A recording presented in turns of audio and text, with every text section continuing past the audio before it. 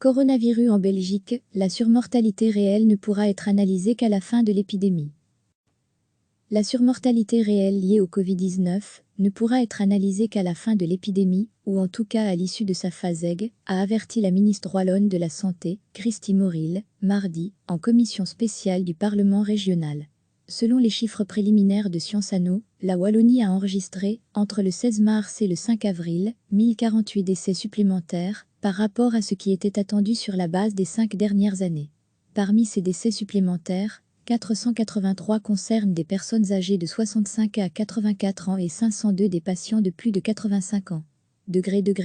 À lire aussi, les graphiques qui montrent que la Belgique a bien compté les décès liés au Covid-19, mais il faut également tenir compte, dans l'estimation de cette surmortalité, du fait qu'une partie des personnes décédées à cause du Covid-19 seraient sans doute mortes au cours de l'année 2020.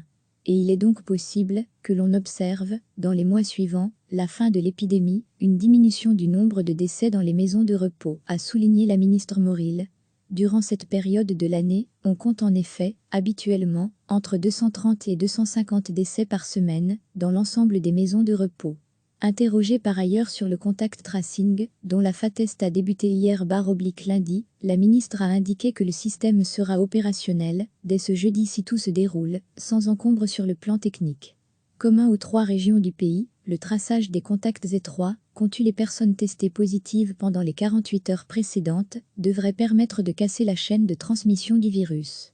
Recevez chaque matin l'essentiel de l'actualité. La surmortalité réelle liée au Covid-19 ne pourra être analysée qu'à la fin de l'épidémie, ou en tout cas à l'issue de sa phase aiguë, a averti la ministre wallonne de la Santé, Christy Moril, mardi, en commission spéciale du Parlement régional.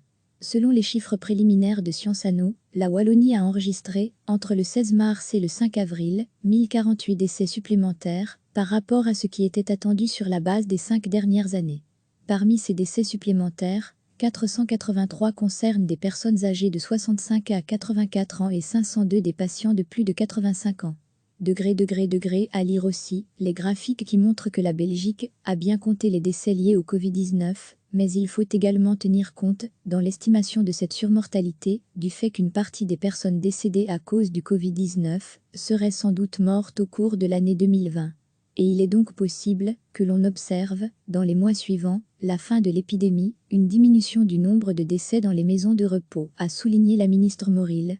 Durant cette période de l'année, on compte en effet, habituellement, entre 230 et 250 décès par semaine, dans l'ensemble des maisons de repos.